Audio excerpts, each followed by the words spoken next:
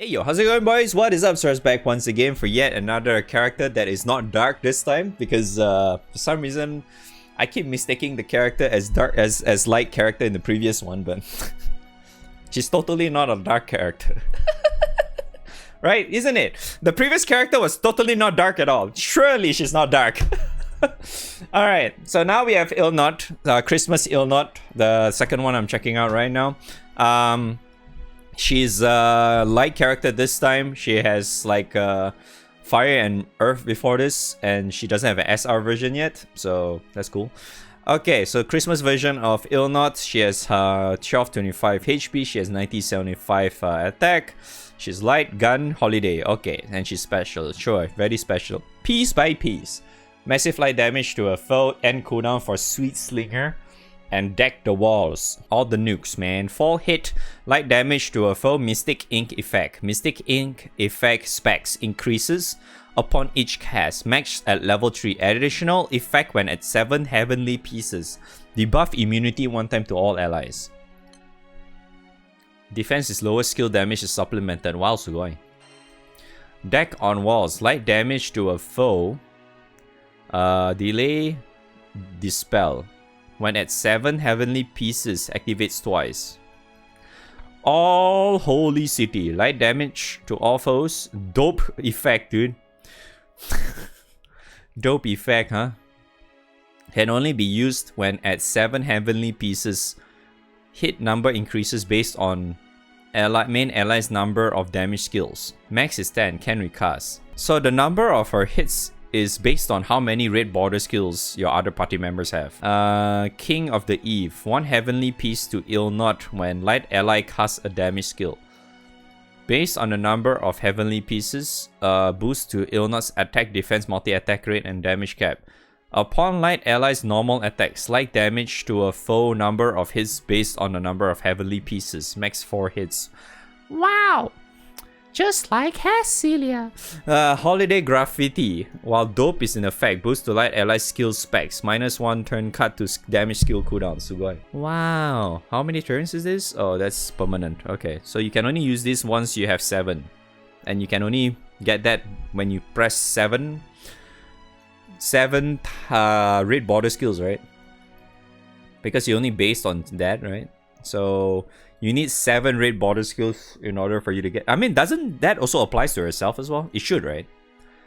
Like, whenever she press it, does it apply to herself as well? It should, right? Okay. So it resets this too, right, her Ogi? First and second skill. Alright, so first skill is 80,000 base cap. Wow. And then the Mystic Ink. Mystic Ink is defend downs you get is 5% per stack, so it caps at 15%. Damage skills damage supplemental thing is 10,000 per stack, so it goes up to 30,000 skill damage. Cool. And then at 7 heavenly piece you get the veil as well. Cool. And then at second skill you get 730,000 base cap delay and remove one dispel thing. And then activates twice. So once you maxed out, you can get double dispel. Wow, sugoi. Very good full auto character and burst character so far, lamau.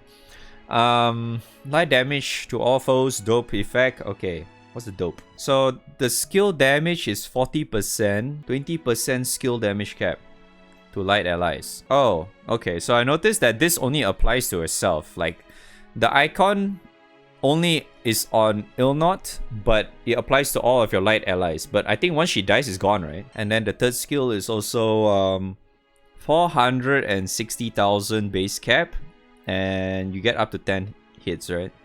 I guess that's kind of cool. This one is boost to Illnot's attack defense. Attack is perpetuity mod. And then on normal attacks, the nuke is at 60k per hit, and you get 4 hits. Oh, that's quite a bit actually. So you get up to 7 stacks, right? Attack up is 5% per stack. Defense is 10% per stack. Double attack is 10% per stack. Triple attack is 5% per stack. Damage cap is 2% per stack. So at max stacks, she will have 35 attack, 70 defense, 70 double attack, 35% triple. and 14% damage cap. Why is it not 100% double attack? I don't understand though. It's kind of weird, but okay. At least she's a much better character compared to the previous one. Just that you need to have that specific setup to really make her usable in what's that? In the what's the word? Burst setups, yeah. But at least you can use her everywhere, right? I think it's very easy to use her everywhere. She's that type of character. Like, even though it looks like she's really good in Ogi, but I don't think you really need to put her in Ogi. It's just that maybe it's a bit faster, right? You can actually get her shit up when what's that? When you have and it's somewhat of an Ogi teams oriented setup, but I don't think you need that because she basically applies when any of herself plus the other party members press the raid skill, right? Yeah, like Angleville. I was saying a lot in the previous character, but at least this one makes more sense, right? yeah. So Angleville works relatively well with her because Angleville himself is all raid skills, right? He resets, right? So technically, him alone, you get 6 already, right? Well, wait, no, he cannot press his third skill, right? Yeah, so 5 is still pretty insane, right? And then you press like 2 more with her and it's already capped, right? So that's already more than enough, right? Yeah, so because you can already press this too, and then you press all the Angleville skills, and then you can press this, right? Because that will be maxed out already, no? Maybe this one might not be maxed out, like the number of hits, because maybe you only use Angleville as like your other hit character, your other red border skill character. Maybe not, because you need a lot of other characters to at least have some red border skills in order to get that 10 hits, right? But it's not that important. The most important is to get the thing up anyway. So yeah, you definitely will want any sort of character alongside with her to at least have some red border skills, or any characters that can really emphasize on a lot of red border skills. Yes, Mana Diver is one of those characters, especially with basically like TLDR for her. As long as you have a setup that is very skill oriented, you definitely want her. The reason that being is because of her this thing, right? You get a lot of extra supplemental on your skills, and supplemental, once again, for those who are not familiar with this, is really, really useful when you have characters or any form of characters or skills, whatever, that emphasize a lot of multi-hit. If you have like a lot of multi-hit, basically what it's doing is that every single hit is being supplemented. So in other words, this one cap is at 30k, right? So in other words, like, take her first skill, for example. She has 4 hits, right? So after you cap that thing, her first skill, the Sweet Slinger shit, each hit of hers, her base cap is 80,000. But if you have no other cap, only her thing, so you get 80,000 plus 30,000 on top of that. So you get 110,000 per hit cap. Like her cap will be at 110,000. So each hit she does 4 times. So it's 110 times 4, right? And this is outside without any form of like skill cap or whatever, blah blah blah on the characters, the grid, nothing, right? This is just solely based on that. If you add like all the base cap, the skill cap from your opus, you get like your amplify summons, your primarch summons, like all kinds of stuff you add in there. Then she can add up a lot. Same goes for like Mana Diver, for another example, because Mana Diver is very, very focused on that particular thing. Because, you know, when you use Mana Diver, right, every time you go to Mana Diver, where is my Mana Diver team? No, not Soldier. I think I have Mana Diver here somewhere. There we go. So if you go Mana Diver, usually you're very focused on either you use you're gonna use Leviathan, or you use this Ouroboros with the Alchemy special one, which is both works very, very similar because it hits a lot of you know, the nuke is like multi-hit kind of nuke, and it's very, very, very significant, especially when you're in a skill-based setup like that, right? Because you get a lot of hits, and then not to mention MC as Mana Diver also allows you to have the double strike thing, right? If you have 50% meter, you can get double strike. So in other words, you get a lot of damage, right? So that's kind of where I'm getting to. So as long as you're in a skill-oriented setup, same goes for like, yeah, even having Anglo Veil is also very, very good for him, because Anglo Veil, like the one I showed you earlier, emphasize a lot on that too, because he's very, very focused on multi-hit as well, because he does that, right? Because you see, number of activations increase based on the number of crests, so he gets by technically 5-6 hits, I guess. Yeah, which can equivalent to quite a bit of damage too, because this thing hits pretty hard too, right? And then you can reset too if you're actually able to get to that point as well. So not only that, she provides so much extra cap when you're using a skill-based setup. She technically also allows burst in some way because of her, was that is it this one? Yeah, this one. Her King of Eve passive, because whenever your character's autos as well, when you, based on how many heavenly pieces you have, I think wait, let me see, does it cap that alright, where I didn't really check this properly yet, but like based on how many heavenly pieces you have, which is capped at 7, you can get up to 4 hits. You only get 4 hits once you cap it out, right? When you have 7 stacks of the heavenly pieces, you only get the 4th hit. If you have 1 or 2 stacks, it's at 1. At 3 or 4 stacks, you get 2 hits. 5 to 6 is at 3, and then the last one is at 4, right? You get quite a bit from that if you just press like a few honestly, if you get like even 5 stacks already, you can actually kind of use it in burst too, just because that this thing hits pretty hard for just a random nuke. Yeah, 60,000 per hit, right? 60,000 per hit for this. You can just randomly get that just because you press a red button, and you know, she gets basically 2 already just by pressing her skills, right?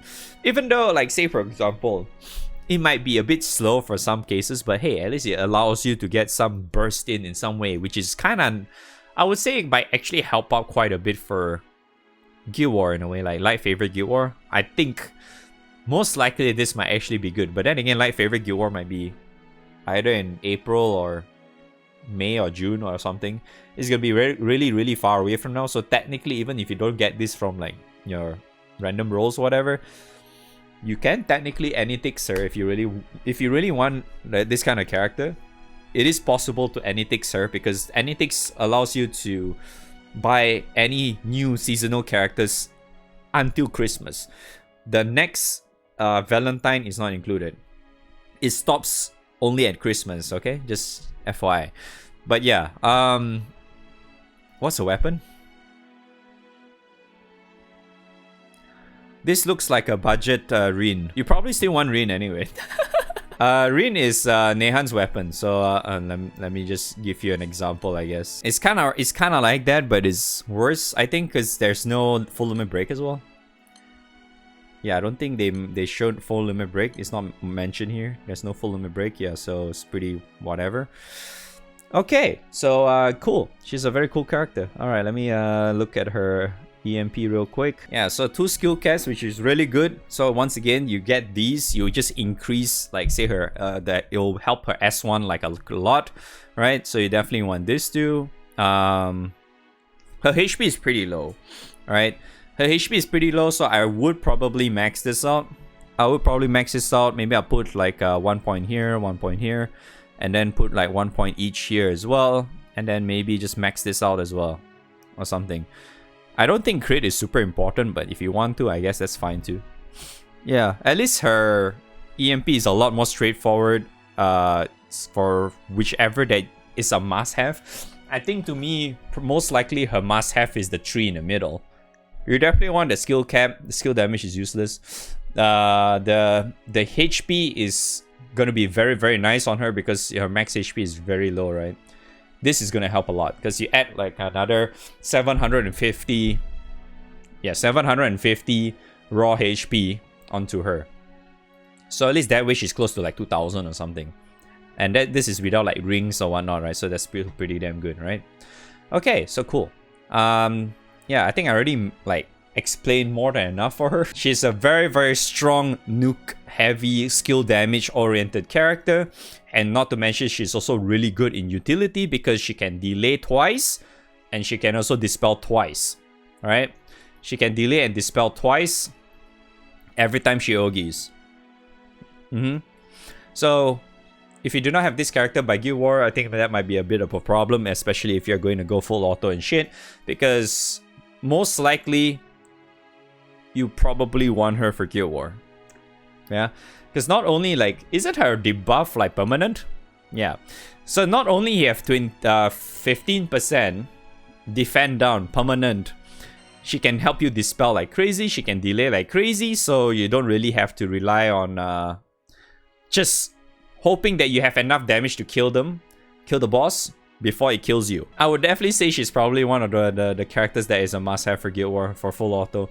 I'm not sure about burst though, because you can kind of use her for burst in a way, because her burst is kind of like she helps you do a lot of damage if you're doing a lot of like attack without taking up a turn shit.